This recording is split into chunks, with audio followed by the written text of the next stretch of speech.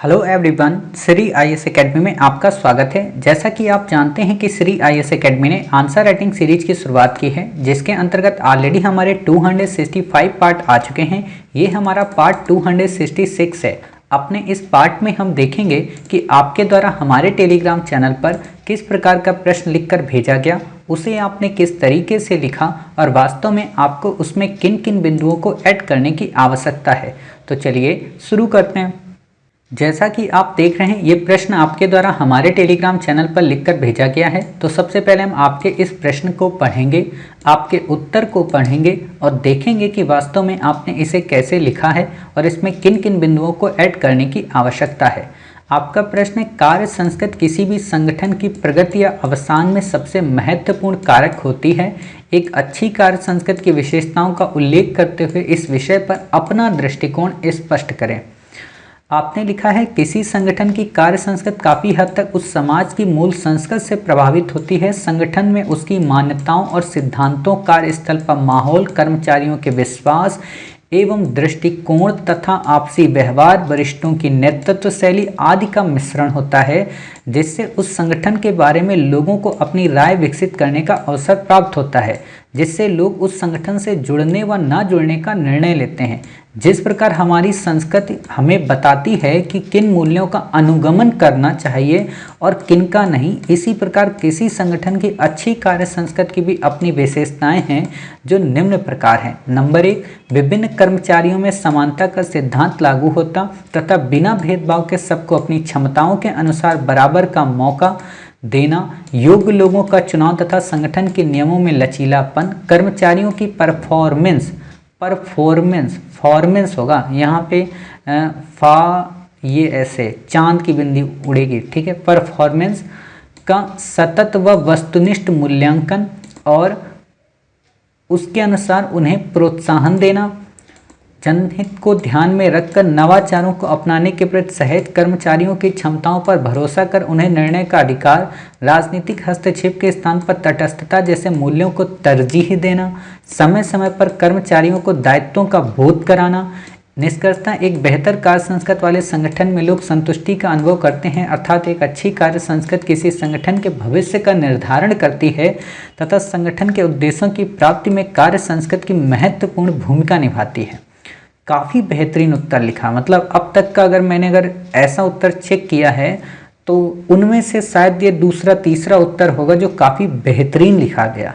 Reason ये है कि आपने जितना ये बताया ना, इतना संक्षिप्त, इतना ग्रंथित और इतनी गुथी हुई लैंग्वेज का आपने उपयोग किया है कि तारीफ नहीं करनी चाहिए, क्योंकि नज़र भी लग सकती है, ठीक है। लेकिन ज़बरदस्त, मतलब जिसको बोला जाता है ना, सबसे बेहतरीन इन लाइनों का उपयोग आपने किया है। अगर यही भाषा शैली अगर आपने यूपीएससी में लिख दिया ना, तो यकीन मानिए कि एथिक्स में आपको 160 प्लस से भी कोई नहीं रोक सकता, क्योंकि यही खूबसूरत लैंग्वेज जल्दी हिंदी मीडियम की आती नहीं है, ठीक है। तो आप में से जो बच्चे इस वीडियो को देख रहे हैं, वो कोशिश किया करें कि ऐसी ही लैंग्वेज के स्तर तक आपको पहुंचना है, ठीक है। अब दूसरी बात जो इस उत्तर में एक तरीके से धब्बा लगा देती है, वो क्या? वो ये है कि आपने क्या किया ना, कि आपने उत्तर तो बता दिया कि सबसे महत्वपूर्ण होती है या प्रगति में कार्य संस्कृति की विशेषताएं भी बता दी, लेकिन आपने वही काम किया जो लगभग अधिकांश बच्चों ने किया है। वो क्या? कि अपना दृष्टिकोण आपने नहीं बताया। यहाँ पर आपको अपना दृष्टिकोण बताना है। अब प्रश्न उठता है कि साहब, एक तो वैसे भी इतनी मेहनत से हम इस उत्तर को लिखे, इसमें विशेषताएं भी लिखनी है, तो हम अपना दृष्टिकोण कैसे बताएंगे, कैसे हम इस उत्तर को सॉल्व करेंगे? तो कुछ नहीं करना है भाई साहब, आपके ही उत्तर को हम अपना दृष्टिकोण बना देंगे। कैसे? आपसे क्वेश्चन क्या पूछा है कि कार्य संस्कृति किसी भी संगठन की प्रगति या अवसान में सबसे महत्वपूर्ण कारक होती है।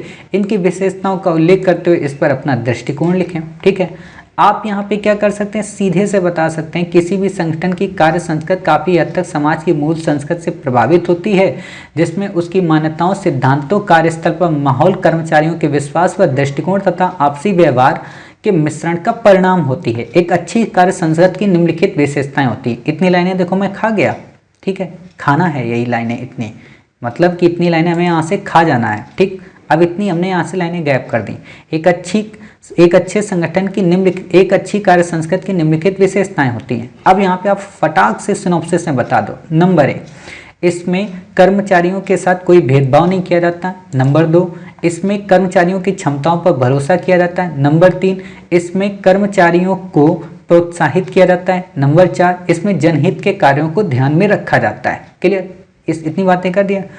उपयुक्त, अब यहाँ पे आपको क्या देना है, ये कि अपना दृष्टिकोण स्पष्ट करें। ठीक है, अब यहाँ पे आप बताइए कि उपयुक्त विशेषताओं को अगर ध्यान में रखकर कोई भी संगठन तटस्थ रहता है। अब देखो इनको आप लिखिएगा, उपयुक्त विशेषताओं को ध्यान में रखते हुए अगर कोई भी संगठन तटस्थ रहता है, उसमें राजनीतिक हस्तक्षेप की अपेक्षा वो काफ़ी तटस्थता का भाव रखता है, तो न केवल उसके कर्मचारियों को अपने दायित्व का बोध होता है, बल्कि वो संगठन प्रगति की उन्नत अवस्था में विद्यमान होता है। जैसा कि इसरो को हम देख सकते हैं, इसरो राजनीतिक रूप से पूरी तरह से तटस्थ है।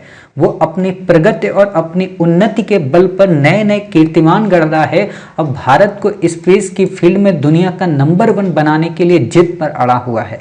अर्थात किसी भी संगठन का उत्तरदायित्व उसके कर्मचारियों में निहित होता है, उनकी क्षमताओं के भरोसों पर निहित होता है। अतः नए भारत के निर्माण के लिए भारत सरकार को ही नहीं बल्कि भारत के हर एक संगठन को इसरो से प्रेरणा लेने की आवश्यकता है, ताकि वो भी अपने जीवन की या भविष्य की गाथा को लिख सकें। ऐसे आप बताइए, ऐसी ये लाइन रह गई है यहाँ पे, इसी लाइन को तो ऐड करना है, जो कि अधिकांश बच्चों ने नहीं किया है। ठीक है, अब यहाँ पे आप एक चीज देखिएगा, भविष्य की बात हमने इस निष्कर्ष को भी तो समेट दिया। हमने इन्हीं पॉइंटों से पॉइंट को चुरा लिया, हमने यहाँ से आपके कुछ बिंदुओं को चुरा लिया। ठीक है, और उनको वहाँ पे जाके बस अपना टैग लाइन दे दी। काम वही करना है, कहने का मतलब जो बातें लिखी हों उनको घुमा फिरा के एक टैगलाइन बना दो और आपका उत्तर हो जाएगा।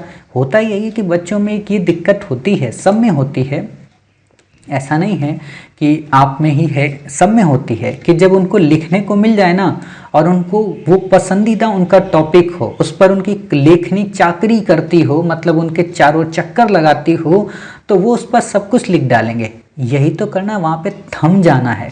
जहाँ आपकी लेखनी चाकरी करने लगे वहाँ रुक जाइए कि नहीं नहीं नहीं, अभी यहाँ चाकरी नहीं करना है, दूसरी जगह काम आएगा। ठीक है, वो काम कीजिए। तो उम्मीद है आप समझ गए होंगे कि आपका जो इसमें एक पार्ट मिस था उसको आपको कैसे लिखना है, किस तरीके से शब्दों को सिंक्रोनाइज करके अपने उत्तर की भाषा शैली को बेहतर बनाना है, और ऐसे ही लिखते हुए आप अपने उत्तर को और बेहतर बना सकते हैं। अभी तो 10 दिन हुए हैं, यही सोचा करिए। देखिए हमेशा आप लोग क्या सोचते हो ना, आप लोग सोचते हो जिस दिन से आप तैयारी कर रहे हो उस दिन से सोचते हो, बिल्कुल भी नहीं। आप ये सोचा करो आपने आंसर राइटिंग किस दिन से लिखना शुरू किया, 15 मई से। आज तारीख कितनी हुई है, 24 मई।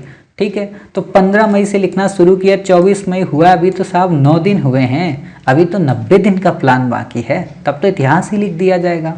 तो वही काम करना है। ठीक है, मिलते हैं फिर आप ही के द्वारा भेजे गए एक नए प्रश्न के उत्तर के साथ। तब तक अपना ख्याल रखिए और स्वस्थ रहिए।